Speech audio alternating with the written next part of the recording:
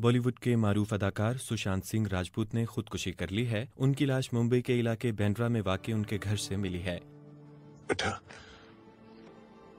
तुम्हारा result decide नहीं करता कि तुम लूजर हो कि नहीं, तुम्हारी कोशिश डिसाइड करती है। सहाफी मधुपाल के मुताबिक इस वाक़े के बारे में सुशांत सिंह राजपूत के नौकर ने पुलिस को इतला दी है और खुदकुशी की वजह अभी वाज़ेह नहीं है। सन 1986 को इंडिया की शुमाली रियासत बिहार के शहर पटना में पैदा होने वाले सुशांत मुंबई में अकेले रहते थे। उन्होंने इंजीनियरिंग की तालीम मुकम्मल करने के बाद फिल्मी दुनिया का रुख किया था। बिजनेस अच्छा हुआ तो साथ में आसमान छुएंगे, नहीं तो साथ में डूबेंगे। पर एक बात जरूर कहूंगा, उड़ने में मजा बहुत आएगा यार। इब्तदा में बैकअप डांसर के तौर पर काम करने वाले सुशांत सिंह ने किस देश में है मेरा दिल और पवित्र रिश्ता नामी टीवी ड्रामों में भी काम किया। 34 साला सुशांत सिंह राजपूत ने रियलिटी शो झलक दिखला जा में भी शिरकत की, जिसके बाद उन्हें फिल्मों में ब्रेक मिला और उन्होंने हालिया बरसों में कई अहम फिल्मों में काम किया।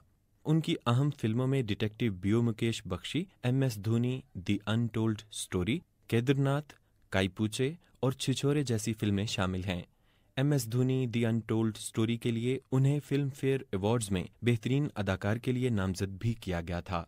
इसके अलावा आमिर खान की फिल्म PK में उन्होंने पाकिस्तानी लड़के सरफराज का किरदार निभाया था, जो सरहद के दोनों जानिब बहुत मकबूल हुआ था।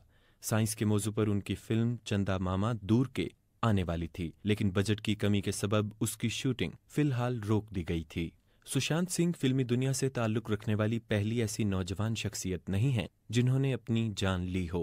गुज़िश्ता बरस दिसंबर में सुशांत ही की तरह टीवी से अपने करियर का आगाज करने के बाद फिल्मों का रुख करने वाले अदाकार कुशाल पंजाबी भी बांद्रा के इलाके में ही अपने घर में मुर्दा हालत में मिले थे। इससे पहले सन 2013 में नौजवान अदाकारा जिया खान भी मुंबई में ही अपने फ्लैट में मुर्दा पाई गई थीं।